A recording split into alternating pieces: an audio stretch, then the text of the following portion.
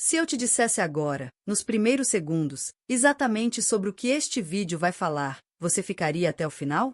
Então eu vou dizer. Hoje você vai entender quais são as 4 leis dominicais, reveladas no Grande Conflito página 608, e como 2 delas já estão sendo preparadas diante dos nossos olhos, mesmo que muita gente ainda não perceba.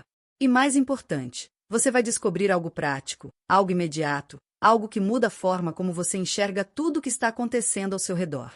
Se você sempre sentiu que existe algo diferente no ar, um movimento estranho no mundo, uma sensação de que estamos sendo empurrados para uma direção única, fique aqui comigo. A resposta para esse desconforto está exatamente no tema deste vídeo. E eu preciso te contar isso agora. Porque, no fundo, a pergunta que mais assusta não é quando o decreto dominical vai chegar, mas sim, e se ele já estiver sendo moldado sem que ninguém perceba? E se não for algo abrupto, como muita gente imagina, mas um processo silencioso, gradual, cuidadosamente construído? Isso muda tudo. Muda a forma como você se prepara, como você lê as notícias, como você entende decisões políticas, discursos globais, crises internacionais. E quando você perceber a ligação entre cada peça, o quebra-cabeça inteiro faz sentido. Ellen White foi extremamente clara. Os homens que influenciam a nação apoiarão essa medida. Grande Conflito, página 608.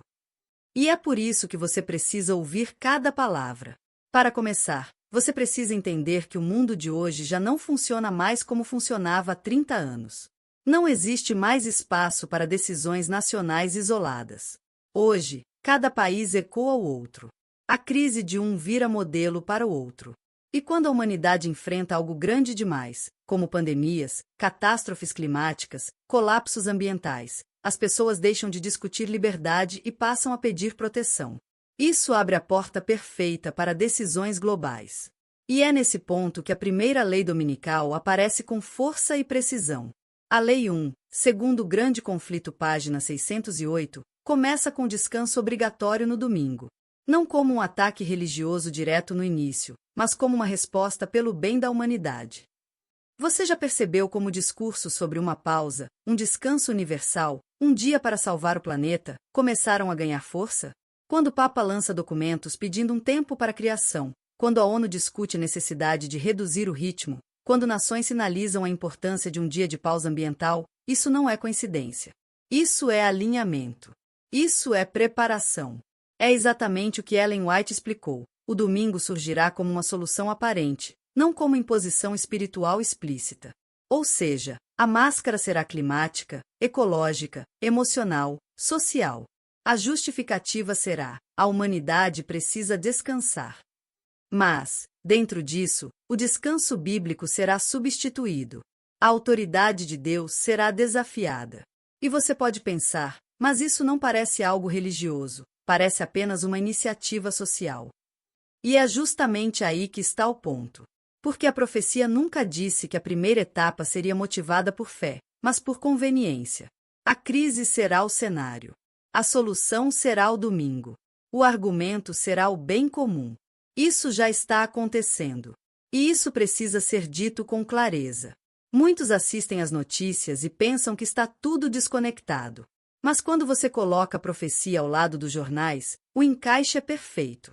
Agora, a Lei 2 aprofunda essa coerção.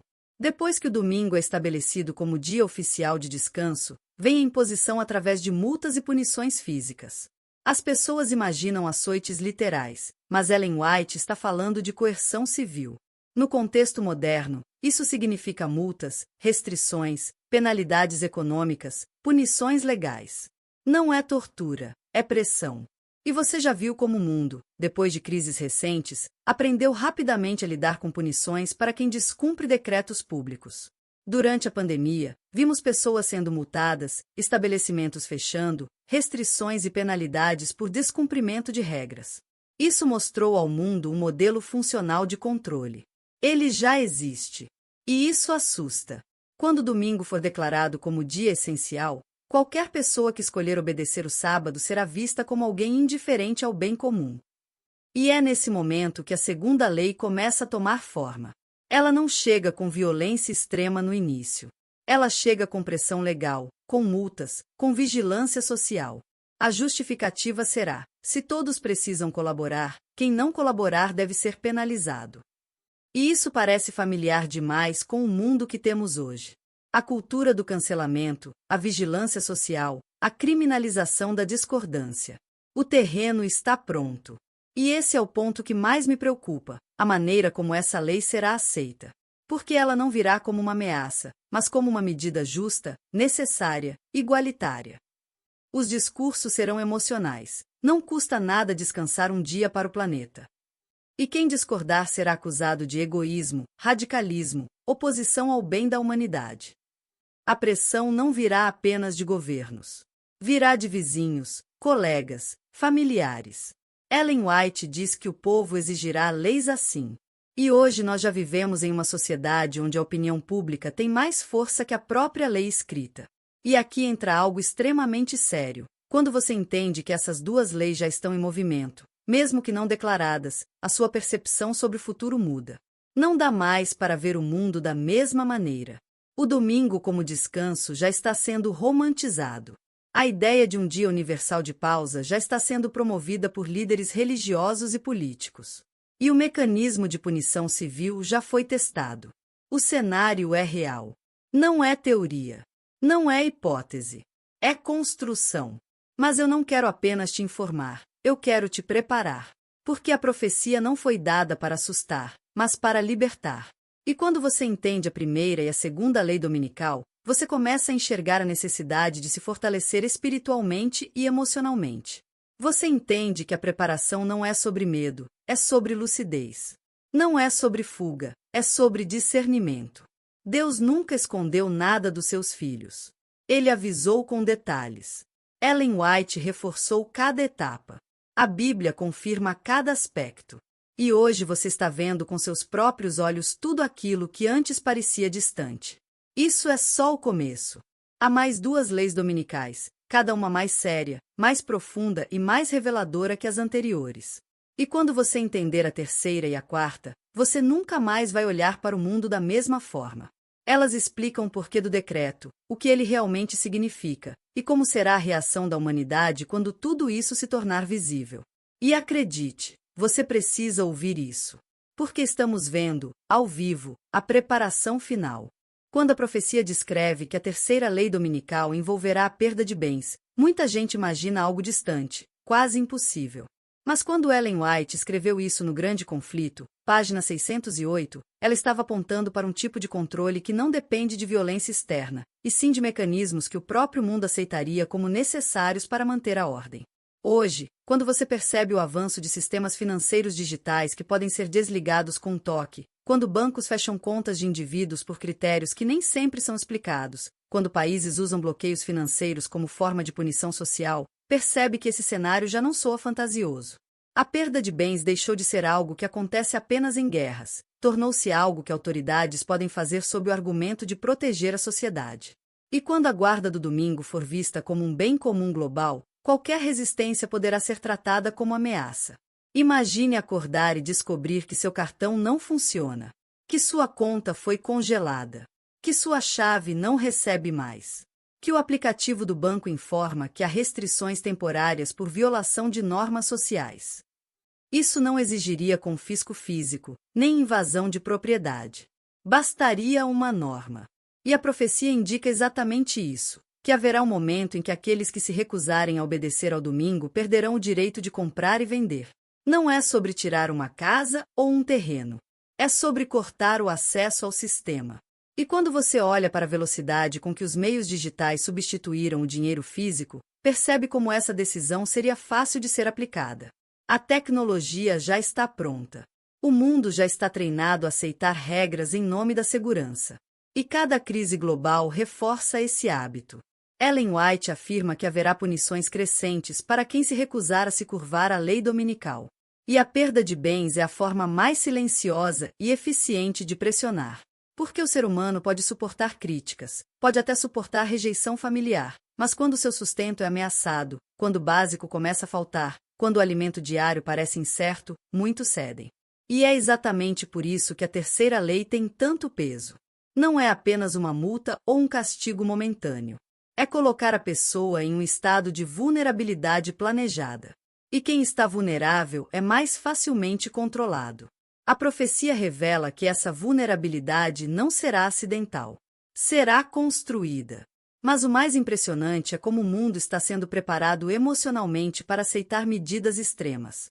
As crises recentes mostraram isso.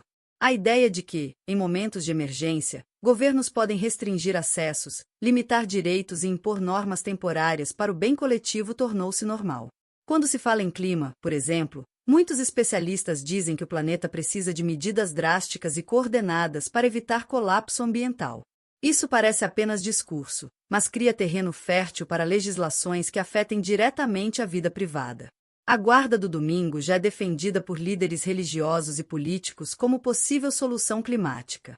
O descanso dominical já foi discutido em fóruns internacionais como forma de diminuir emissões. E quando uma ideia é repetida o suficiente, ela deixa de parecer exagero. Torna-se aceitável. A perda de bens, nesse contexto, será apresentada como consequência necessária para quem insistir em atrapalhar o plano global. E se essa terceira lei já é dura, a quarta é ainda mais direta: a perda da liberdade. Prisão. Privação total. Nada simboliza mais claramente o conflito final entre Deus e os poderes humanos do que esse momento. Quando o Estado legisla não apenas sobre a economia, mas sobre a consciência. Ellen White descreve que os fiéis serão acusados de provocar calamidades, caos e desordem social. E a prisão será justificada como medida de proteção pública. Em outras palavras, quem não obedecer ao domingo será tratado como um risco. E quando alguém é considerado um risco, prendê-lo se torna socialmente aceitável. Hoje, quando você observa o discurso mundial, percebe como esse padrão já está se formando. Pessoas são rotuladas de perigosas por suas ideias. A opinião pública pode transformar alguém em inimigo em questão de horas. Vimos sociedades inteiras concordarem com medidas severas contra quem desobedecia regras, ainda que as regras mudassem rapidamente. O mundo aprendeu a obedecer primeiro e questionar depois. E isso cria o ambiente perfeito para a quarta lei dominical. A prisão não será vista como perseguição religiosa. Será vista como necessidade civil. E o mais forte disso é que a profecia não descreve prisões isoladas.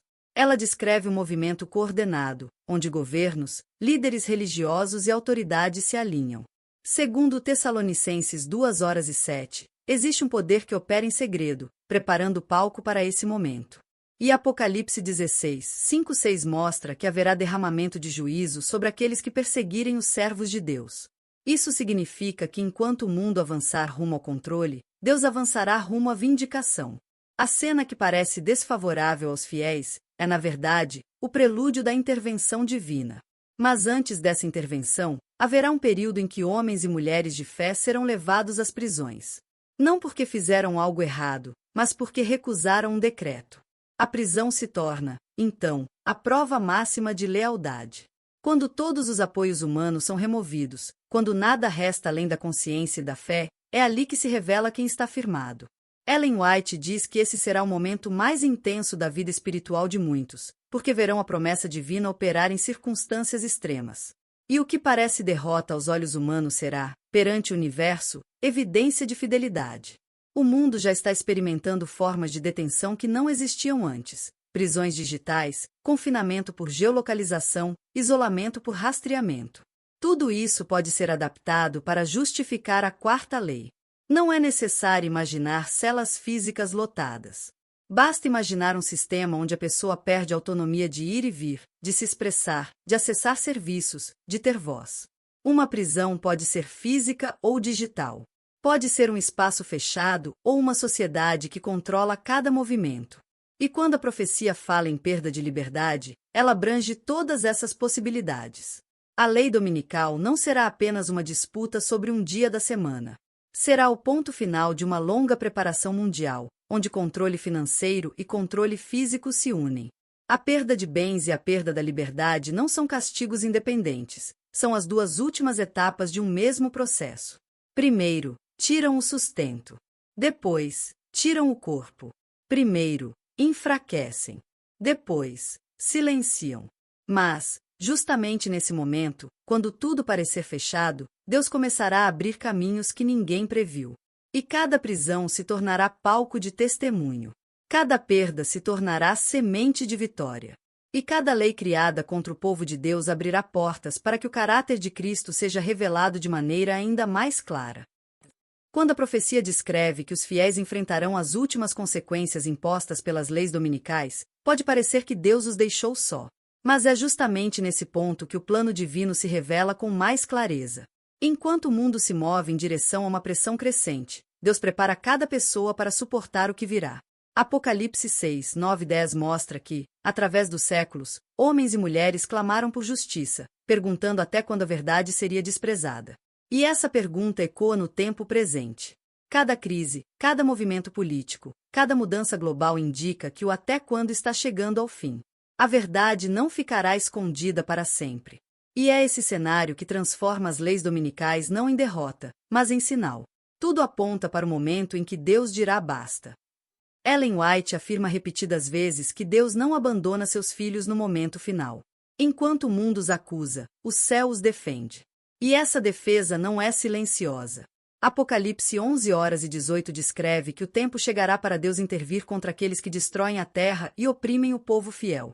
Isso significa que toda injustiça aplicada através dessas leis, cada perda de bens, cada prisão, cada acusação, terá um retorno divino. Nada ficará sem resposta. Essa compreensão muda completamente a forma como se enxerga o cenário final. Não é apenas perseguição. É palco profético. É o ponto em que Deus transforma a pressão externa em força interna. A profecia nunca descreve os fiéis como pessoas assustadas, escondidas, fugindo sem sentido. Pelo contrário, descreve homens e mulheres firmes, conscientes, cheios de paz, enquanto o mundo ao redor perde o equilíbrio. E é exatamente aí que a mensagem se conecta aos nossos dias. Mesmo antes de qualquer decreto, muitos já vivem em constante ansiedade, tentando sobreviver ao caos das cidades grandes, às notícias de violência, ao desgaste emocional, à sensação de que algo está para mudar, mas ninguém sabe exatamente o que. É por isso que tantos estão buscando um estilo de vida mais simples, mais saudável, mais conectado com Deus. A pressão atual não é ainda grande prova, mas é um convite. É uma preparação. O mundo está sendo treinado a depender de estruturas frágeis, enquanto Deus está chamando seu povo a depender de algo que não pode ser abalado. Quando Ellen White aconselha que, antes da crise plena, muitos devem buscar lugares mais tranquilos, longe do barulho e da corrupção das grandes cidades, ela não está promovendo medo, mas clareza. O mundo moderno se tornou acelerado, artificial, sufocante. As cidades grandes absorvem o tempo, drenam a energia, roubam a paz. E quando as leis dominicais forem impostas com força total, essas regiões serão as primeiras a exigir lealdade absoluta. Por isso, compreender esse cenário não é extremismo, é lucidez. E mais do que lucidez, é estratégia espiritual. Deus nunca alerta sem propósito. Ele sempre aponta um caminho antes de exigir fidelidade máxima. O ponto mais marcante da profecia é que, diante das leis dominicais, haverá uma separação clara entre conveniência e convicção. Muitos hoje dizem que servem a Deus, mas quando pressionados pelo conforto, cedem. Quando pressionados pela opinião pública, se calam. Quando pressionados pela necessidade, se ajustam. A crise final revela quem serve por hábito e quem serve por fé. Quem vive para ser aceito e quem vive para ser fiel. A profecia afirma que esse será o teste do caráter. A lei dominical não é sobre um dia. É sobre a consciência. Sobre quem tem autoridade na vida da pessoa. Sobre quem realmente ocupa o primeiro lugar. E é aqui que a mensagem se torna não apenas profética, mas profundamente pessoal.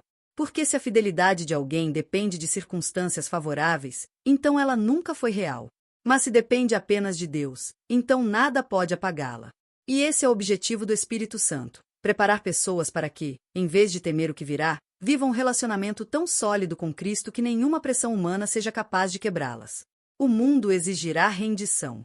Deus pedirá confiança. A escolha não será entre domingo e sábado, será entre aparência e verdade, medo e fé, sistema humano e reino eterno. Apocalipse revela que, enquanto o mundo estiver impondo leis humanas, Deus estará selando seus servos.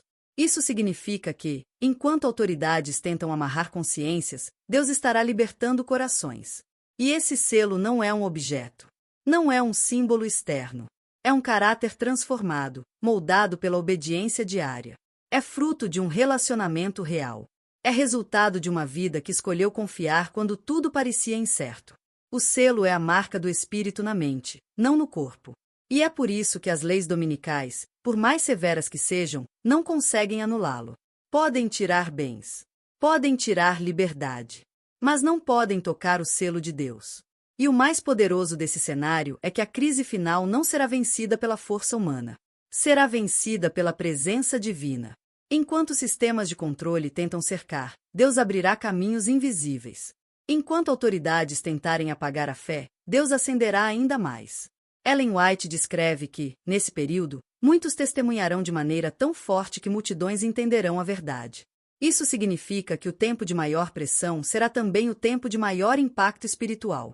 O mundo tentará silenciar, mas Deus amplificará. O mundo tentará prender, mas Deus libertará. O mundo tentará tirar, mas Deus devolverá multiplicado. E quando a crise atingir seu ponto máximo, quando parecer não haver saída, Apocalipse 16, 5-6 declara que Deus fará justiça. E a justiça divina não é vingança humana. É restauração. É equilíbrio. É a resposta definitiva à pergunta dos martirizados. O mundo verá que o mal não prevaleceu.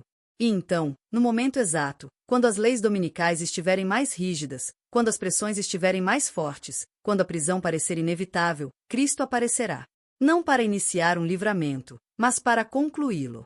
Não para reforçar um sistema, mas para destruí-lo.